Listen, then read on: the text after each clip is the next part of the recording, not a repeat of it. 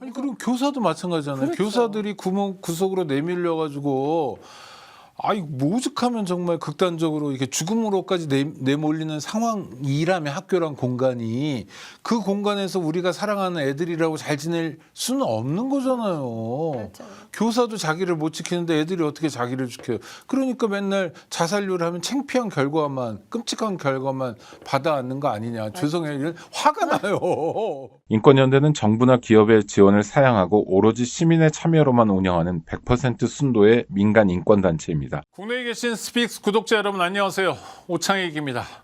여러분에게 교육은 어떤 의미인가요? 저도 그렇지만 많은 사람들이 교육의 성과 덕분에 사회에 나와 나름대로 사회생활을 할 수 있었습니다.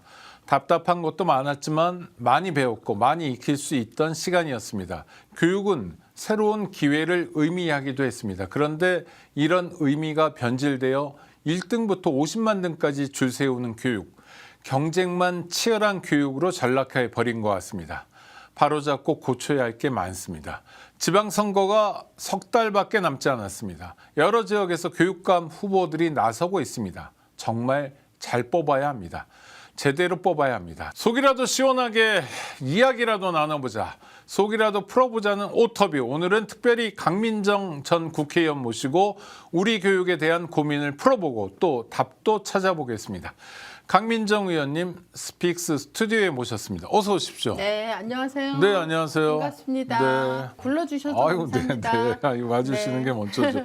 국회의원을 하셨는데 21대 지난번 국회의원을 하셨던 그렇죠. 거죠? 비례로. 네. 2024년 5월 29일 날 임기가 끝났습니다. 네네. 그래도 의정 활동 여러 가지를 하셨는데 4년 동안이니까 많이 하셨는데 상임위원회는 주로 어디서 하셨어요? 4년 내내 교육위원회에서 했죠. 네. 원래 교사 출신. 네. 제가 네. 24년 중학교 교사를 하고 과목은요? 과목은 역사, 사회를 가르쳤죠. 네. 역사 선생님이셨다가 국회의원이 되셔서 상임위가 다 교육위원회였군요. 네, 4년 내내 안 바꾸고 했어요. 하여튼 근데 뭐 비례도 다 국민의 선택에 의해서 국회 가셨으니까 그렇죠. 우리 유권자들께 내가 4년 동안 국회의원 하면서 그래도 요거 한두 가지는 내가 꼭 보고 드리고 싶다. 내가 밥값했다. 뭐 이런 게 있으면 뭐가 있을까요? 자랑 많이 하고 싶은데. 그래 많이 하세요. 아이고, 세네 가지 하세요. 네. 네. 첫 번째는 이제 김건희의 I believe 사과를 받아낸 첫 번째 출발이 박사 논문이었잖아요. 유지 논문. 멤버 유지. 멤버 유지 네. 논문. 네, 그거를 처음으로 국회에서 공식적으로 문제 제기하고 공론화한 게 저예요. 제가 교육위원회가 사실 연구윤리를 다루기 때문에 네. 그 문제가 들렸을 때 제가 바로 논문 다 읽어보고 다 분석하고 자료 찾고 아니 보좌진이 읽어보는 게 아니라 의원님이 직접 다 읽어봤죠. 와. 네. 제가 알아야지 정확하게. 그럼 김건희가 지금 감옥에서 강화목의 의원님을 지금도 미워하고 있을 것 같은데요. 그럴지도 몰라요. 왜냐하면 유일하게 공식 사과를 한 게 그 건이었기 때문에. 제가 돋보이고 싶어서 네네, 어쩌고 돋보이고 저쩌고. 싶어서. 사실은 그런 게 내란의 빌드업 같아 보여요. 나중에 역사는 아마 그렇게 볼 겁니다. 쭉 이렇게 쌓여가지고. 그렇죠. 네. 그렇죠. 그러니까 자기 아내도 보호해야 되고 자기도 보호해야 되고 어쩌면 통일 대통령도 하고 싶을지도 모르고 뭐 이런 것들이 쌓여가지고 내란까지 일으켰다는 게 정설이잖아요. 그렇죠. 그러니까 2021년 그게 7월달에 문제 제기했고 네네. 2022년 3월달에 선거가 있었잖아요. 네. 그러니까 그때 아직 출마한다고 이제 돼 있고 아직 단일 후보도 안 된 상태였고 유력한 후보였잖아요. 그러니까 제가 어떻게 보면 잠재적인 최고 권력자의 그 아킬레스건을 건드린 영린 같은 셈이죠. 거. 네, 그렇죠. 야. 감사합니다. 네. 잘해 주셨습니다. 근데 실제로 그렇게 다 읽어본 저는 그러니까 너무 충격을 받아서 얼마나 충격적이에요? 예를 들면 아니 사실 이게 4개의 논문을 읽었어요. 네. 하나가 그 박사 논문이고 학위 논문이고 3개의 외 논문 쓰기 위한 자격 조건으로 3개의 짧은 논문 3개를 읽었는데 일단은 뭐 이 표절은 어떻게 말할 수도 없고 뭐 그 당시 너무 많이 나왔잖아요. 네네. 표절 말할 수도 없고 멤버 유지로 드러나는 그 보고서의 수준, 논문의 수준이라고 하는 거는 진짜 그거 하나로 그 수준에 딱 맞는다 이렇게 생각하면 돼요. 그러면 그 구독자들이 이해하기 쉽게 한번 보면 네. 초등학교 1학년부터 네. 대학교 4학년까지가 있다고 한다면 그 정도 글쓰기는 어느 정도다? 저는 문해력 수준이. 잘못 얘기하면 초등학생에 대한 아니 초등학생 과정에 있으니까. 아니 초등학생들도 화날 것 같아요. 뭐 그래요? 자기를 비하는. 그러니까 왜냐하면 이 짧은 7쪽짜리 논문 짧은 논문 네네. 이런 것도 제가 읽는데 너무 오래 걸렸어요. 이게 이 비문 투성이고 웃는 이가 이게 안 맞는 거예요. 문장 조사도 안 전체가. 맞아요? 네. 그래서 너무 양에 비해서 제가 막 읽다가 멈추고 이런 식으로 그 당시에 했었어요. 그리고 박사 논문은 사실은 그 당시에 업체에 한국 디자인 제가 지금 조금 오래돼서 네네. 잊어버렸는데 공공기관에 그 공모했던 보고서에 상당히 많은 부분을 사실은 거기다 갖다가 약간씩만 변주해가지고 박사 논문으로 그것도 자기가 쓴 것도 아닐 수도 아니죠. 있겠네요. 네. 네, 표절에다가. 그렇죠. 그러니까 도대체 앞에서부터 뒤에까지 다 내용은 물론이고 네. 말이 안 되는 거였다. 아 진짜 저는 표절도 표절이지만 그 문장 보고서 구성의 수준이 너무 좀 근데 그걸 충격이었어요. 받아볼 교수들은 어떻게 본 거예요? 그래서- 아예 안 본 건가요? 그럼 뭐예요? 그래서 이제 네. 국민대가 어. 계속 3년 내내 윤석열 정권이 계속 집권하에 있는 동안 내내 이 문제를 해결 안 하고 계속 네네. 업무를 했기 때문에 국민대가 이제 굉장히 타겟이 됐었죠. 그 국민들은 네, 뭐 학위를 얻어먹은 거라도 있나요? 먹은 거요? 그 당시에 저희가 이제 상임 국감하고 네. 상임위 활동을 하면서 어떤 것도 있었냐면 국민대 재단에서 도이치모터스 주식을 제 기억에 이게 좀 오래됐네요. 네네. 10만 몇만 주인가 하여튼 와. 도이치모터스 주식을 샀다. 그리고 이게 산 것도 이상하잖아요. 네네. 하필이면 도이치모터스 네네. 그 많은 주식 중에 그런데 이것도 정상적인 절차를 밟지 않고 샀다. 이런 것도 이제 그 김건희 박사 논문 과정을 우리가 그 이렇게 쭉 파헤쳐 가다 보니까 거기까지 또 연결이 이야, 되더라고요. 세상에 공짜 없다 싶지만 교육이 그렇게 썩으면 안 되는 건데. 그렇죠. 특히 국민대 네. 하여튼 일단 국민의 한 사람으로서 네. 김건희 논문을 다 읽으시느라고 고생하셨다 해서 박수 한번 제가 네, 보내드리고요. 고생하셨습니다. 네. 그리고 또 한번 자랑을 하신다면. 또 하나는 제가 86일 동안 국회의원 의원단 농성을 시작해서 마무리한 무엇을 위한 사람이에요. 농성이었죠? 그때 그 농성을 시작할 때 조금 전에 이태원 참사가 있었어요. 그래서 이 상태는 도저히 안 되겠다. 우리가 가만히 있으면 안 된다. 그리고 그 당시에 이태원 참사 일어났을 때 우리 야당이었잖아요. 네네. 민주당이. 그래서 세 개의 요구를 걸었는데 하나가 이상민 탄핵, 이태원 참사에 대한 행안부 책임을 장관이니까. 네. 진져라 이렇게 해서 이상민 탄핵하고 또 하나가 김건희 특검, 또 하나가 50억 클럽이 그때 나왔잖아요. 이 대장동에. 각상도. 네네. 네, 해서 그 50억 클럽에 대한 특검 이렇게 해서 그 세 가지 요구를 걸고 저희가 의원 농성을 국회 본청 로텐도홀에서 시작했다가 네. 일주일 만에 이상민 탄핵이 국회에서 가결됐어요. 네. 네. 그리고 저희들이 회의를 해서 어떻게 하냐 나머지 두 개를 가지고 계속 할 것인가 회의를 하고 계속 해야 된다 끝까지 가자 이렇게 해가지고 이제 본청 앞에 아예 커다란 대형 텐트를 치고 86일 동안 단 하루도 텐트를 비우지 않고 농성해서 마지막에 특검 통과시켰죠. 아니, 그거 민주당이 한 건데 강민정 의원님이 그걸 굳이 자랑하는 건. 발의를 같이 제안을 하고 네네. 그리고 이 86일 동안 국회의원 농성이 진행되는 전 과정에 말하자면 실무 이것도 제가 맡아서 진행했죠. 발제하고 주도하고 실무까지 챙겼다. 네, 그래서 아이고, 그때 네. 저한테 붙은 아니 자꾸 별명이 박수 치게 만들지 마시고. 네. 별명이 국회의원의 교장 선생님. 아. 왜냐면 제가 교사 출신인 거 네, 동료들이 네, 네. 다 아니까 네.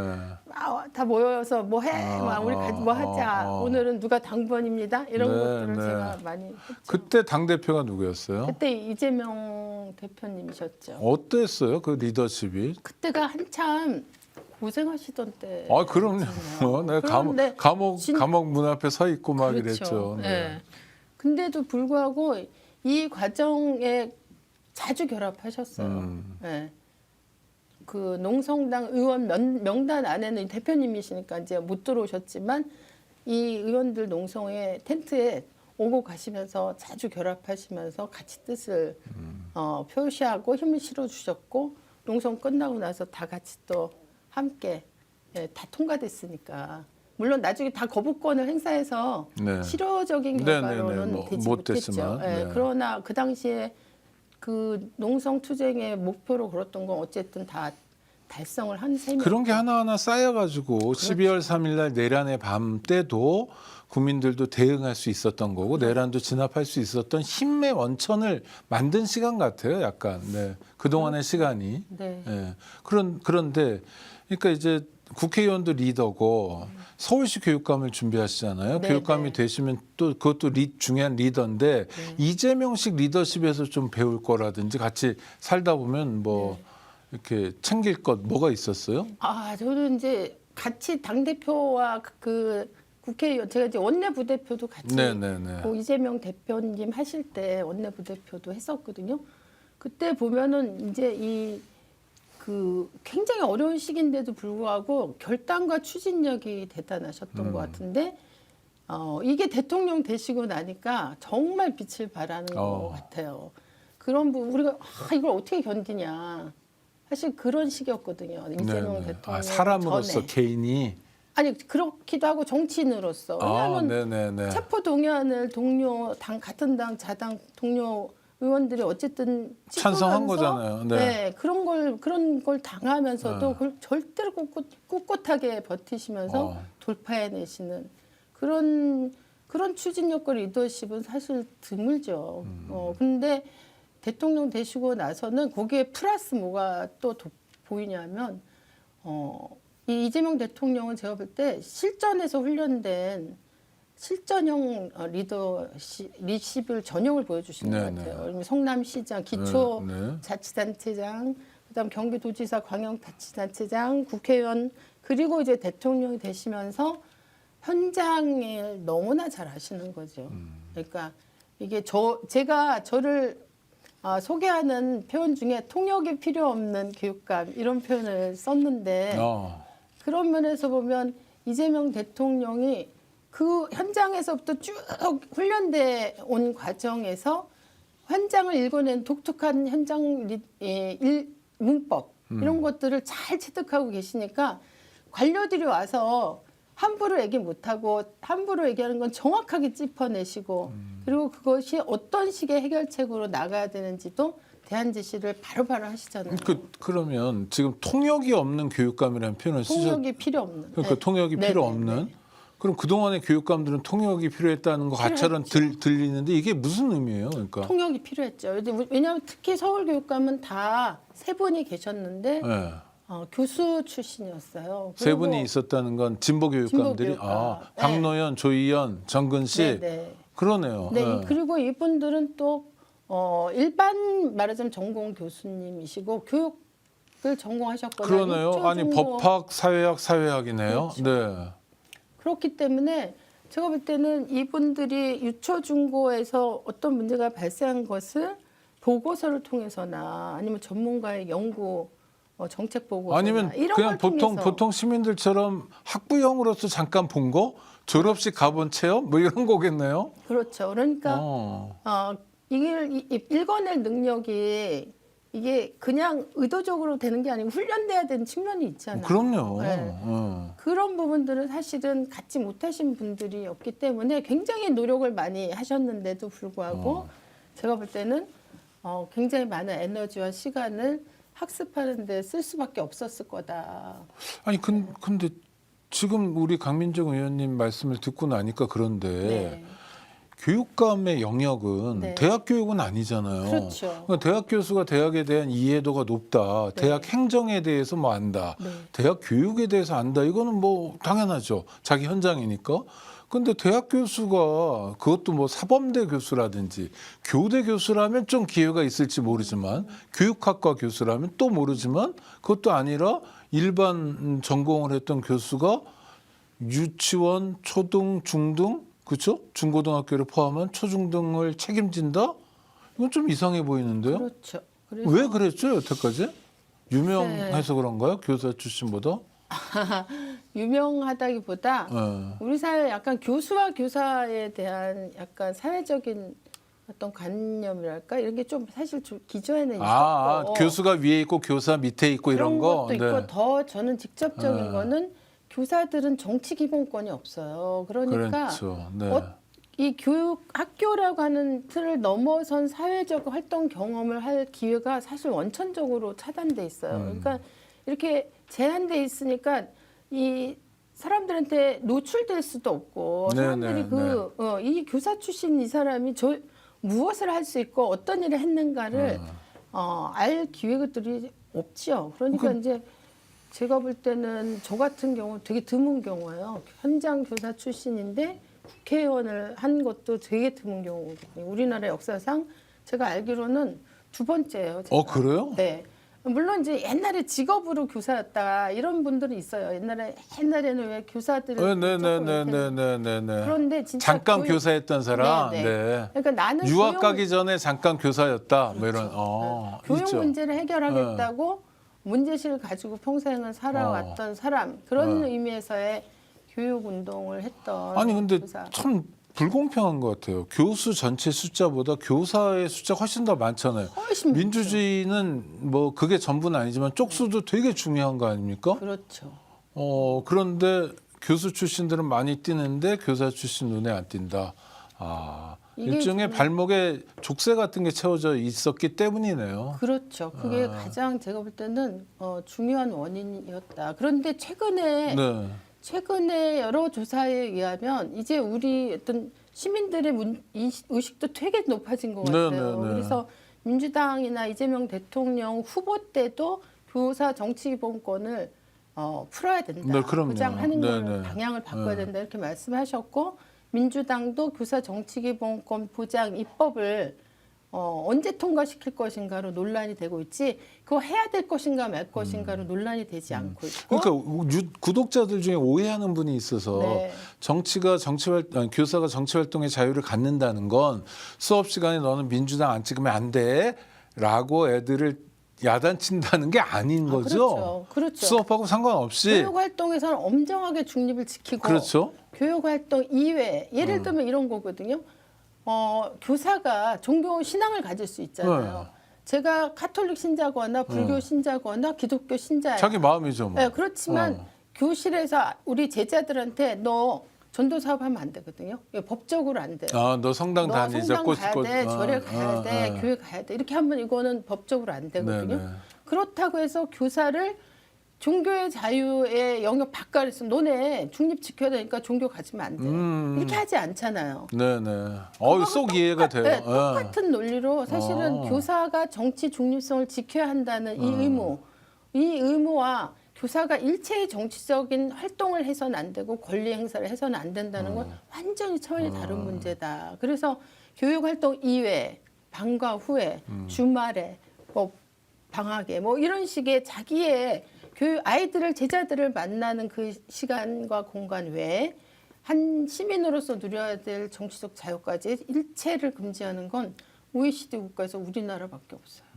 그거는 대한민국이 너무 그 면에서는 엄청나게 창피하죠. 후진국이라요. 후진적이죠. 근데 이게 시작된 게 박정희 정권 때 시작이 된 거예요. 그래서 어떻게 보면 우리나라 민주주의가 엄청나게 발전했음에도 불구하고 교육과 관련해서는 아직도 박정희 유령이 지배하고 있다. 네. 이거를 빨리 깨야 된다.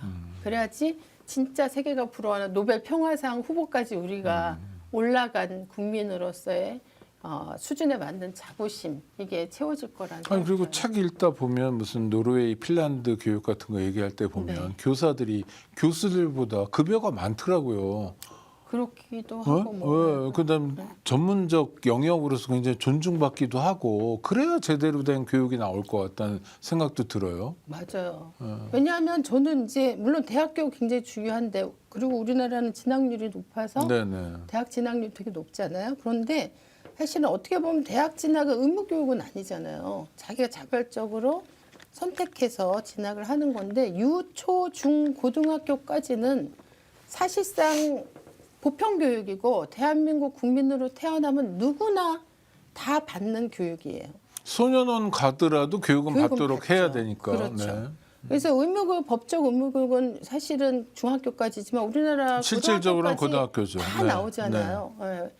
그러면 이 교육의 중요성은 사실 대학 교육의 중요성하고 비교할 수 없는 국민의 기본적인 소양을 여기서 다 국가가 세금으로 이 투입해서 국민이 스스로 살아갈 수 있는 준비를 세상에 나와서 18살 이후 19살부터 세상에 살아가는 데 필요한 준비를 잘 시켜줄 국가의 의무를 이행하기 위해서 사실 공교육 기관을 운영하는 거거든요. 네. 학교가. 그렇죠. 그러면 이게 얼마나 중요한 겁니까?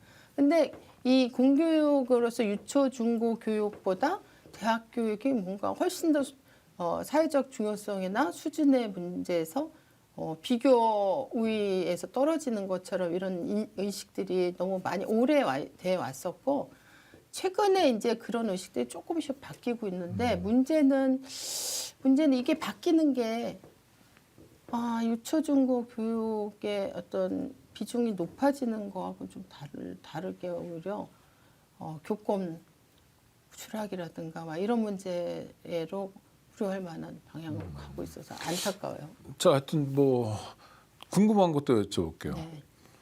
지금 서울시 교육감이 진보 교육감이잖아요. 정근식 네. 씨가 하고 있는데 진보 교육감이 있는데 진보 교육감으로 나가려고 그러시는 거잖아요. 그렇죠. 민주 진보 교육감 그렇죠. 있는데 왜 또 나가려고 그래요? 하던 사람이 계속하면 안 되나? 이런 질문이 당연히 생기는 거거든요. 아니 네. 일반 유권자들은 사실은 교육감에 대해 잘 모르고 교육감 선거에 대해서 좀 관심은 떨어지는 게 사실이어서 여쭤보는 거예요. 맞아요. 그게 너무 안타까워요. 네네. 내 자녀의 삶의 문제인데 좀 더 관심 아니 그리고 가져주시면 자녀가 좋겠다. 있는 사람들만 조금 관심이 있고 그렇죠. 그 사람들도 잘 모르고 애들 다 키우면 더 모르고. 네, 예. 맞아요. 너무 안타까워요.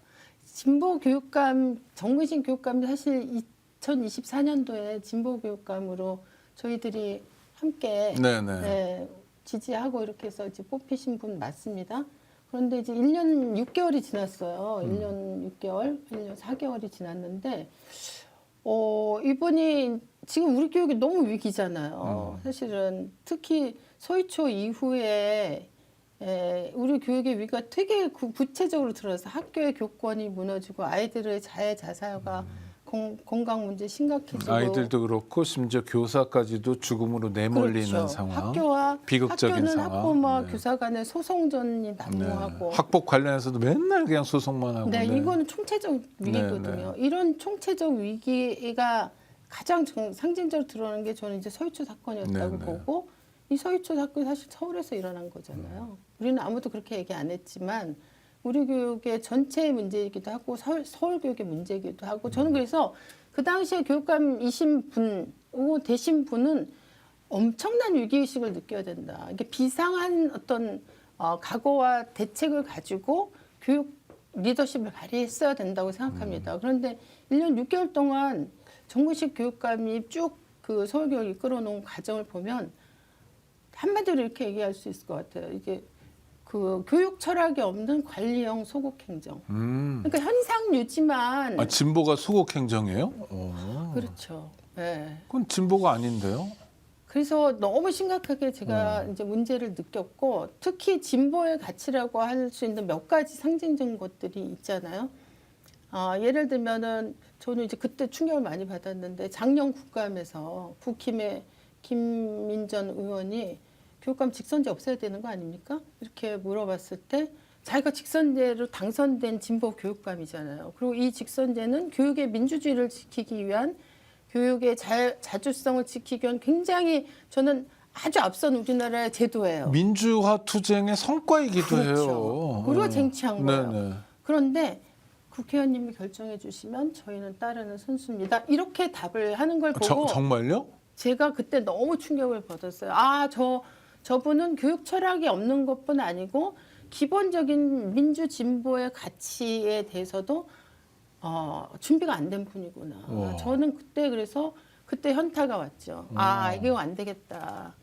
아니 보통 그렇게 얘기하면 원래 민주주의라는 게 조금 비용도 들어가고 하지만 교육 문제는 정말 백년지 대계이기 때문에 유권자들이 참여해야 된다. 그러기 위해서 4년 동안 한 번씩 이렇게 엎어보는 거다, 살펴보는 거다. 이 중요한 계기를 놓치면 안 된다라고 설명하고 설득하는 게 아니라 해주면 따를게요. 와. 그때 너무 많이. 아니 저도 화나는 게 제가 이 오토비에서 급식 노동자들하고 인터뷰하는데 급식 노조에서 그러는 거예요. 학비 노조죠, 정식 이름은. 학교 비정규직 노조에서 급식 노동자들이 폐암에 걸려서 그 끔찍한 일을 당하기도 하는 이게 튀김 조리 이런 것 때문에 어떻게 해야 되냐 그러면은 환풍기를 잘 성능 좋은 걸 달아주면 된다는 거예요. 뭐 대당 학교별 한 1억 되나 봐요.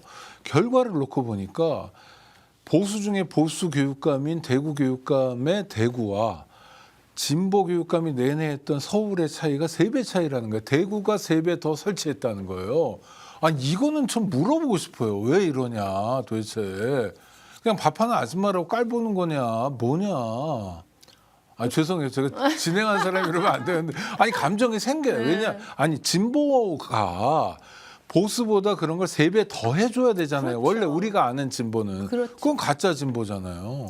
어떻게 봐야 돼요, 이런 그러니까 문제는. 이게 저는 이제 가치와 철학의 문제라고 봐요. 그러니까 예산을 어떻게 쓰느냐의 우선순위나 이런 그렇죠. 것들은 사실 그 사람이 어떤 철학의 기초에서 정책을 만드느냐의 동전의 양면 같은 거잖아요. 그러니까 진짜 지금 말씀 좀 해주신 것처럼 대구는 보수 중에 보수 교육감 상징인데 거기보다 많이 서울이 3분의 1밖에 안 된다는 건 너무 부끄러운 거고. 아니 똑같아도 우리가 욕할 거거든요. 그렇죠. 대구만큼밖에 못하냐 더 해야지인데 대구의 3분의 1이라는 건 전 이게 뭐 난해하더라고요. 해석이 안 돼요. 15명의 급식 노동자들이 폐암으로 돌아가셨거든요. 사실은 이건 아주 심각한 문제잖아요. 이게. 와. 그래서 저는 이 노동 인권 문제라든가 급식 노동자들의 노동 조건 환경을 개선하는 문제를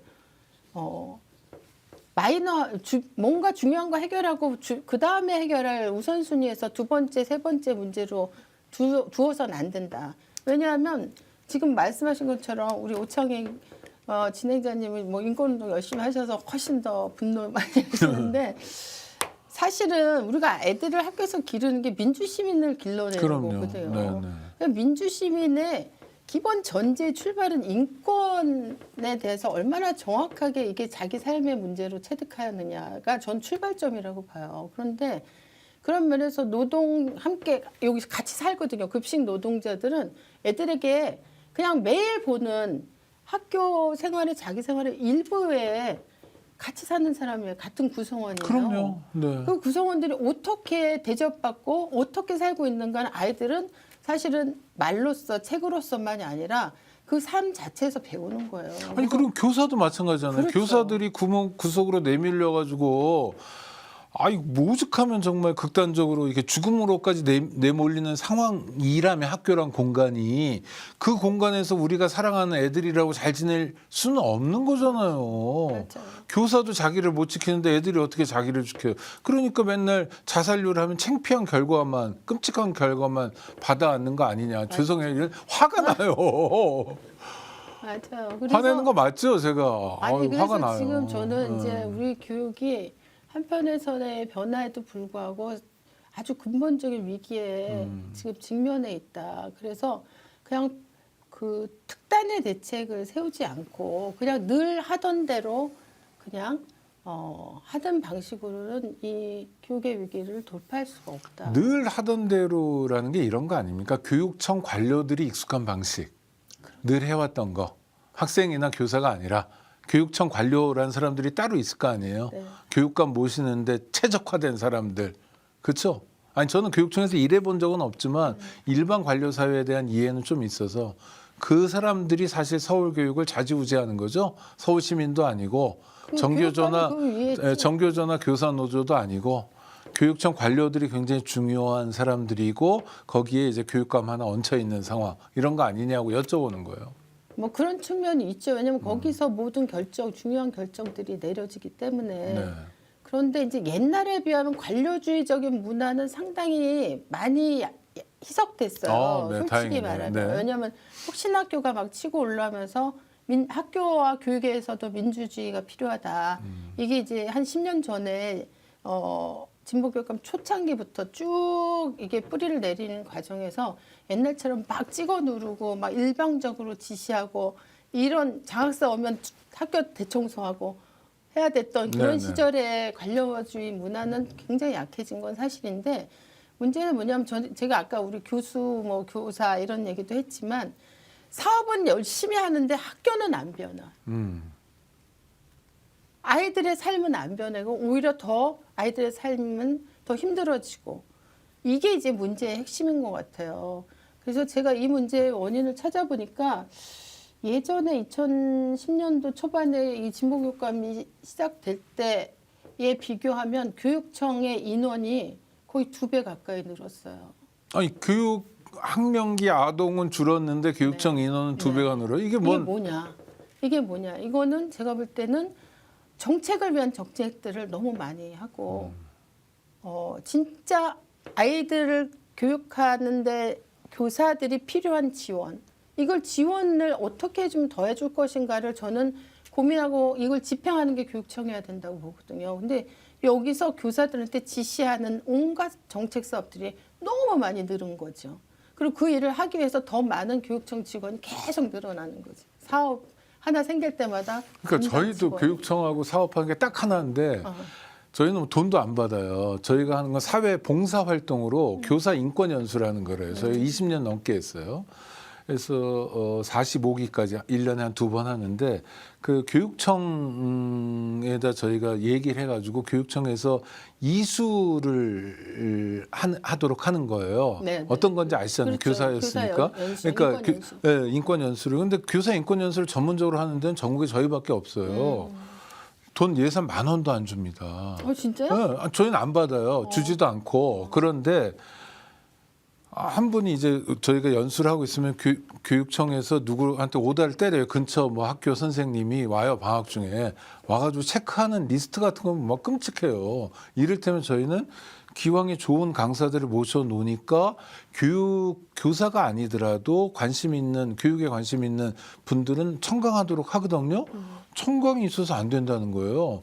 그래서 그 다음에 저희를 잘라요. 이유가 뭐냐고 물어보면 청강을 받았다는 거야. 연수 주관 기관에서 자른다? 네. 서울시 교육청에서 교육연수원에서 네. 뭐 이런 식의 저희가 맨날 평가가 C 나와요. 아니 이게 왜 투덜대냐면 저희는 교육청의 본래적 사업에 참여해주고 도와주는 거거든요. 예산 지원도 안 받고. 근데 왜 그럴까? 이건 그냥 행정을 위한 행정 관료들 그냥 작동이거든요. 그리고 이런 얘기를 뭐 교육감한테 해도 그냥 귓등으로도 안 듣더라고요. 그러면 어떤 생각이 드냐면 저희가 올해 어떤 결정은 1년에 2번 하기로 했고 20년 동안 해왔는데 아유 이제는 하지 말자. 또는 1년에 한 번만 하자. 이런 결정으로 가게 되는 거예요. 그러니까 발로 내차는 결정들.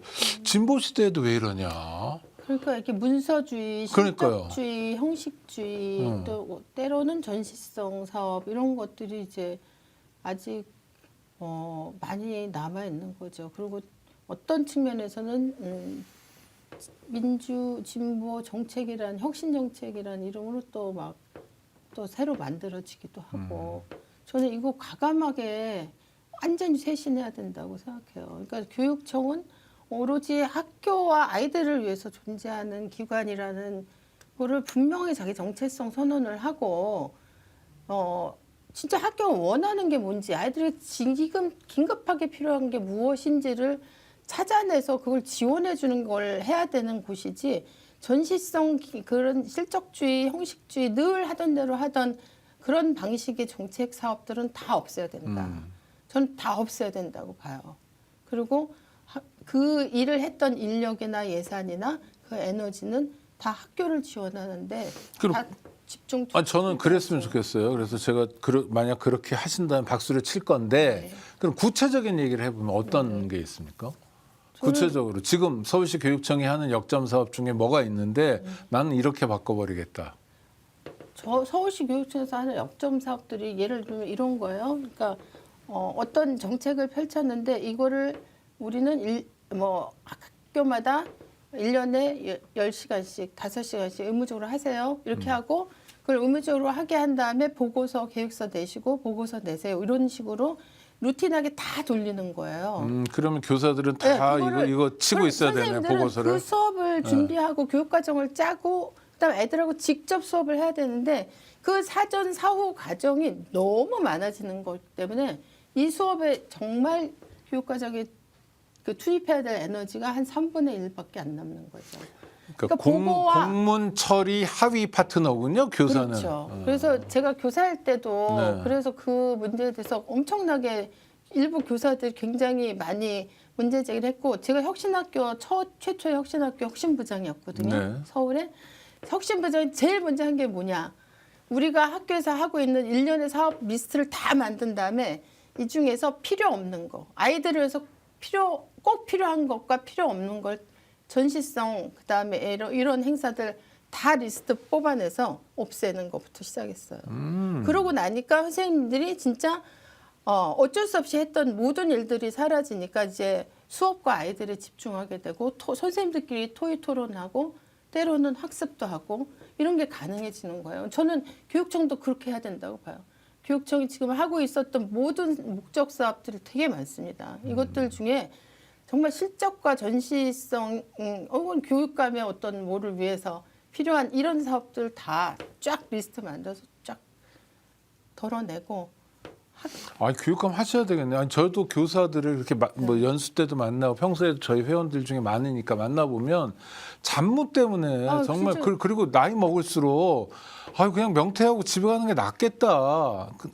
근데 애들하고 있는 거 좋죠. 이거 너무 좋은데 맞아. 애들하고 있는 거 요만큼밖에 안 되고 잡무는 이만큼인데 그것도 보면 무의미한 일인데 이런 얘기 많이 하는데 선생님들이 약간 정체성의 혼란 같은 게 그러니까요. 오고 내가 교육자인가 아니면 말단 행정 집행자인가 이런 어떤 정체성 혼란이 이게 근무 연수가 교직 이력이 높아지면 높아질수록 그런 게 많아지죠.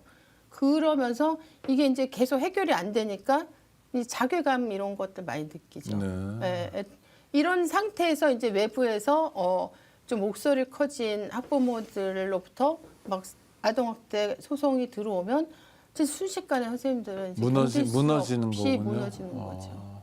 네. 그러니까 이게 교사 출신 교육감과 교수 출신 교육감이 글자로는 한 글자 차이지만 어마어마한 차이네요. 그런데 진보 교육감도 되게 중요하잖아요. 네. 근데 매번 보면 선거 때 민주 진보 교육감 뭐 단일화 이런 걸 했던 것 같아요. 제 기억에. 매번 했어요. 근데 지금 안 된다며요. 왜 안 돼요?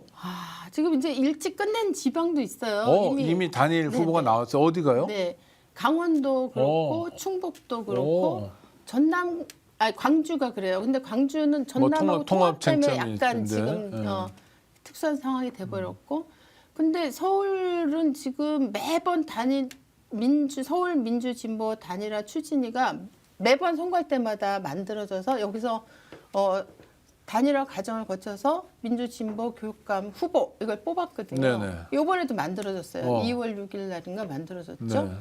그런데 출마 의사를 밝힌 분들이 6명 있어요. 네. 이 6명 중에 4명만 그 단일화 과정을 밟겠다고 해서 후보 추진위원회에 등록을 하고 2분이 안 들어온 두 분은 거죠. 누구예요? 한 분이 현직 정근식 교육감, 또 한 분은 예전에 보궐선거 때 나왔던 또 홍재남. 네네. 교사 출신. 근데 뭐 그분은 뭐 어떤 이유, 각각 어떤 이유입니까? 정근식 교육감은 현직이라서 이 현업의 업무 이거 처리해야 되기 때문에 힘들다. 일이 많다? 네, 특히 이제 3월달에 막 신학기 준비하고 막 이런 걸 해야 되는데 뭐 이런 이유를 대셨죠. 그럼 예를 들어서 조희영 교육감 때는 어땠어요? 현직일 때 그 단일화 대우에 참여 안 했나요? 참여하셨죠. 조희영 교육감도 어떻게 하셨냐면 재선 때 네.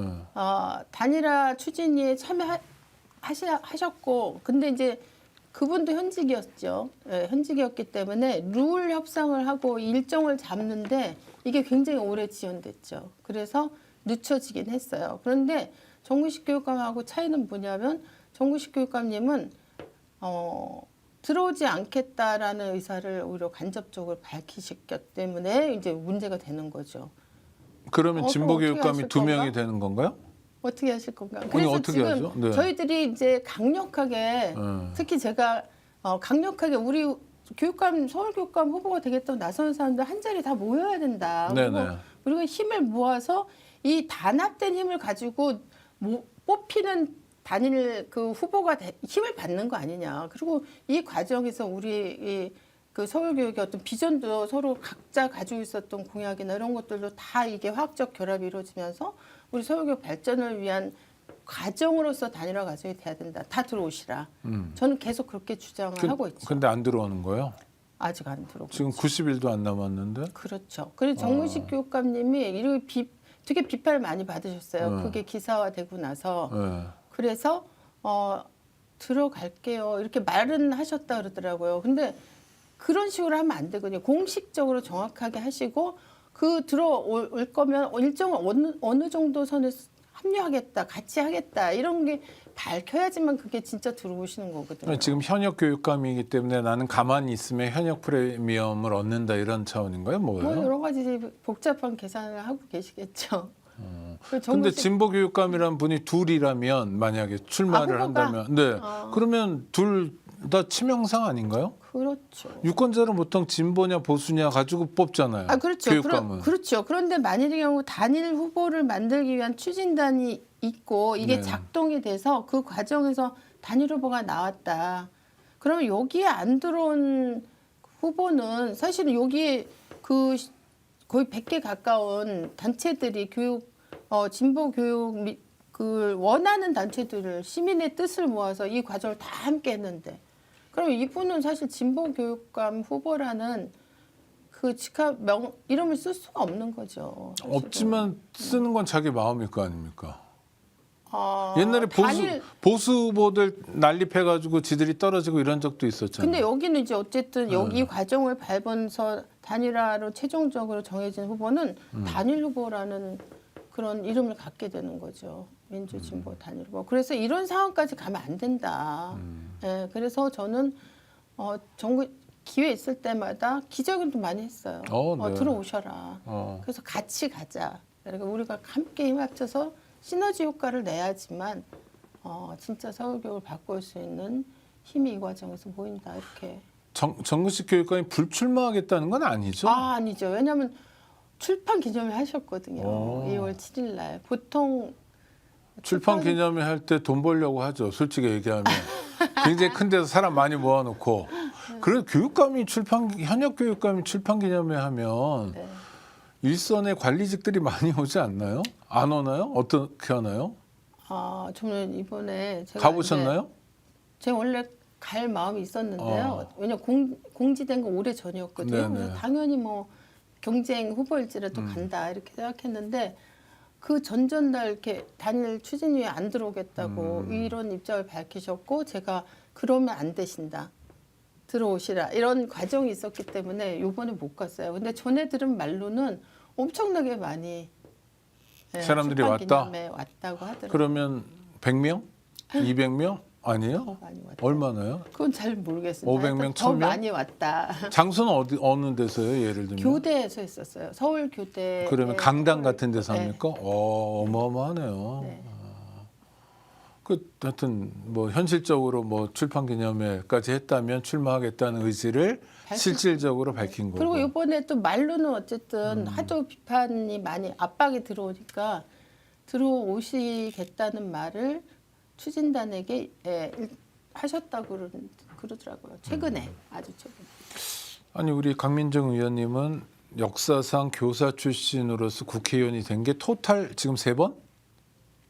제가 알기로는 저 같은 케이스는 두 두 번이에요. 번째. 아니 지금도 한 명 있지 않나요? 지금 이제 새로 22대. 네, 그래서 그러니까. 저는 그러니까 두 번째고 거긴 이제 세 번째, 백승아, 네, 세 번째. 그러니까 역사상 셋 네. 중에 하나. 예? 네. 현역위원으로서 역할을 해야 되니까. 네. 그럼 굉장히 중요한 공공체예요. 그렇죠? 네. 아니면 교사 경험을 했다는 거 24년 동안 국회의원 4년 경험했다는 거 그리고 이제 교육감을 준비하시니까 그러니까 준비된 교육감 같아 보인다는 거예요. 그런 차원인데 자 교육감 됐어요 이제 당선이 돼서 그럼 뭘 해보고 싶은지 구체적으로 서울 교육을 요거 하나만은 확 바꾸고 싶다. 제가 아까 말씀드린 아까 공문 그거 하고 끊고. 싶어요. 예? 네, 교사들의 행정 업무를 그거 하고 그건 들었고 그거 네. 말고 또 애들 확- 입장에서나 뭐 애들 입장에서는 지금 가장 중요해. 지금 국회에 있을 때도 가장 큰 네. 문제가 뭐였냐면 현안이 아이들 수가 줄니까 교육 예산을 줄이는 거예요. 예. 근데 이 교육 예산이 교육 정책이고 아이들의 교육의 실질적인 교육 활동이잖아요. 네. 이 예산을 줄이는 걸 막기 위해서 제가 엄청나게 진짜 막 진짜 눈물 나게 싸웠어요 국회에서. 근데 이 시도가 지금도 계속되고 있어요. 근데 저는 제가 생각할 때 제가 국회의원도 했고 교사도 했기 때문에 교육 문법도 정치 문법도 다 어떻게 보면 다 알게 된 사람이다. 그렇죠. 학습을 하셨고 네, 훈련됐고 받아서 실전 입법이 어떻게 입법 과정이 어떻게 되고 예산은 어떤 방식으로 확정이 되고 그다음에 이 예산이 어떻게 집행되는 과정에 대해서 제가 큰 틀에서 제 그 전국적인 어떤 범위에서 경험을 했잖아요. 그래서 제가 이제 대외적으로 우리 아이들을 위해서는 첫 번째가 지금 예산을 지켜내는 거 이거 첫 번째 제일 중요한 것 중에 하나다 생각이 들고 두 번째는 우리 아이들이 너무 아파요. 우리 아이들이 너무 아파서 몸과 마음과 머리 다. 네. 네, 너무 많이 아프고 거기다가 이제 그 코로나가 준 타격이 너무 컸는데 우리 사회가 아이들한테 코로나 끝나고 나서 물은 게 뭐냐면 학력이 떨어졌다. 코로나로 비대면 수업을 계속 오래 했기 때문에 네. 학력이 떨어졌다는 것만 아이들한테 묻고 요구했어요. 교육계도. 근데 그 아이들은 그 코로나 2년 반 동안 너무나 큰 가슴에 상처를 받고 두려움과 공포를 느끼고 있었는데 그걸 우리 사회가 치유해주지 않았어요. 우리 어른들이 치유해주지 않았어요. 그래서 저는 제가 아까 말씀드린 그 선생님들의 행정을 확 줄여서 아이들에게 아이들을 교육할 시간을 저는 돌려드리겠다. 이게 진짜 중요하고 두 번째는 이미 아픈 아이들이 많이 생겨났거든요. 그래서 뭐 다양한 형태의 뭐 ADHD, 그게 뭐 우울증, 뭐 다양한 자해학생 이런 걸 너무 많이 급증하고 있기 때문에 이 아이들을 위한 기본 교육 과정을 바꾸는 게 필요하다.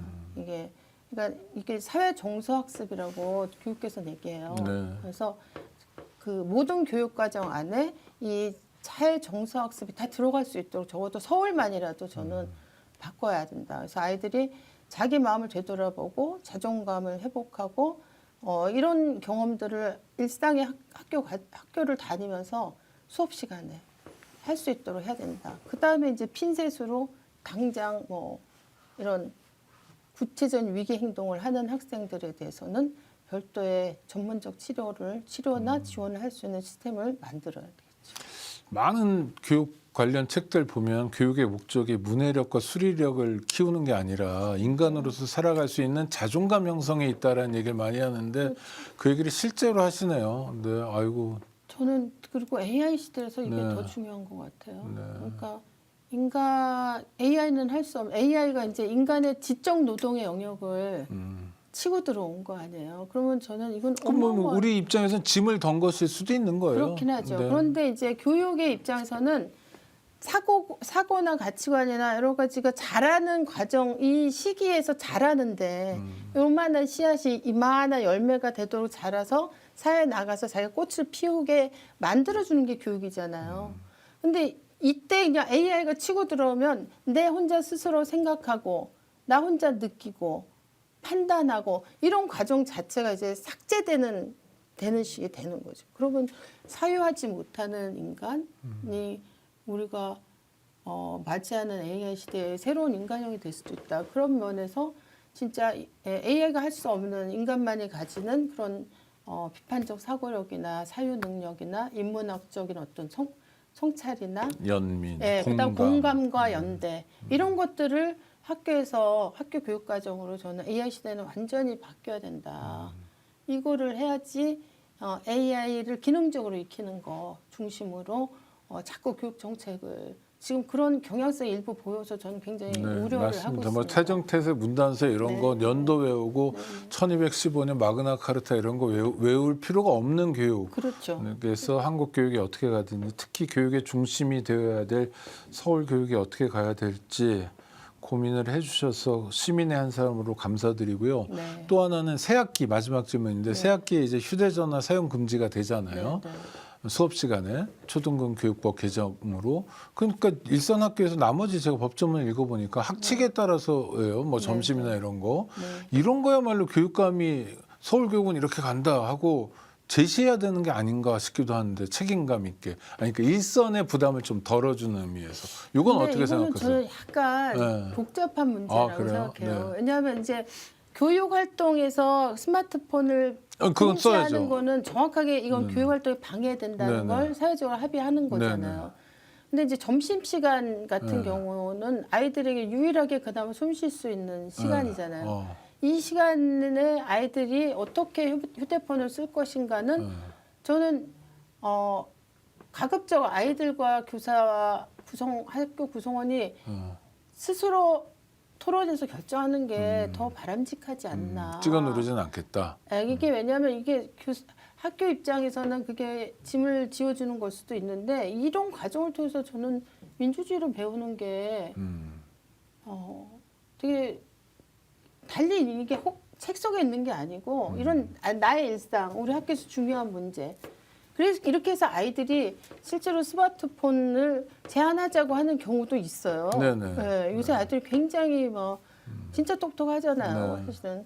그렇기도 하고 아니면 우리끼리 룰을 정해서 운영하자 이렇게 하는 경우도 있고. 그래서 저는 아이들에게 그 부분들을 함께 토론해서 결정하도록 하는 방식으로 가는 게 좋겠다. 좋습니다. 민주주의란 대통령을 내 손으로 뽑는 것만이 아니라 휴대폰 쓰는 문제부터 해가지고 자기가 다 학생이어도 주체로 참여하고 논의도 해보고 의견도 제시해보고 그렇죠. 그리고 적당한 답을 찾아가는 과정이다. 그렇죠. 교육이 민주주의 과정이어야 한다. 네. 좋습니다. 마지막으로 우리 구독자들께 뭐 한 말씀 해주신다면 여기 뭐 강민정 후원의 그 밑에 뭐라고 쓴 겁니까? 후원 회장입니까? 네, 후원회장님으로 손혜원 전 의원님과 최강욱 전 의원님. 네, 아주 논쟁적인 분들. 그러나 친한. 네, 제가 열린민주당으로 처음 이제. 그리고 농협 계좌가 있고요. 네. 그래서 저 여기도 참여해 강민정 주시고. 후원의 계좌 번호를 꼭 기억하셨다가 작은 후원을 좀 해주시면 이게 서울시 교육감이요. 제가 보니까 서울시에 49명의 국회의원이 있는 거예요. 그렇죠. 그런데 선거운동을 하면 49명 국회의원의 어치를 선거를 해야죠. 하는 거죠. 그래서 참 쉽지 않은 그런 지점들도 있고 그래도 어쨌든 제가 서울교육 바꾸고 서울교육을 바꾸면 저는 서울이 아무리 경기도가 커졌다 해도 우리나라에서 가지는 상징성, 정치적 영향력, 사회적 영향력은 대체 불가하다고 생각해요. 서울교육을 잘 바꿔서 진짜 대한민국 교육 다 같이 바꿀 수 있는 길을 제가 한번 열어보고 싶어요. 그러니까 현장도 잘 알고 행정과 입법도 잘하는 이런 교육감 후보 없었습니다. 그러니까 교사 출신으로 국회의원 된 사람은 3명밖에 없었고 그중에 교육감에 도전한 사람은 처음이겠네요. 그럼? 제가 사실상 처음이죠. 그러니까. 이런 경우 있어요. 강은희 의원이 강은희 교육감이 아주 옛날에 교사를 좀 한 적이 있어요. 근데 이분은 국회에 들어올 때 여성 기업가로 들어오셨어요. 그래서 약간 좀 다르긴 해요. 교사는 잠깐 했지만 그게 정체성이라고 볼 수는 없었던 거고. 알겠습니다. 구독자 여러분 들은 바와 같습니다. 서울시 교육감, 뭐 서울만이 아니라 전국에 계시고 국내에 계실 텐데 지방선거와 동시에 치러지는 교육감 선거에 대해서도 관심 가져주시고요. 대한민국의 굉장히 중요한 맥락을 짚는 일입니다. 그중에 한 사람 강민정 전 국회의원이 있다는 것도 함께 기억해 주시면 좋겠고, 그다음에 화면에서 여러 차례 노출됐던 후원의 계좌도 기억해 주셨으면 합니다. 다음에 또 찾아뵙도록 하겠습니다. 오토비 오늘은 여기까지입니다. 강민정 의원님 고생하셨습니다. 구독자 여러분 감사합니다. 네, 감사합니다.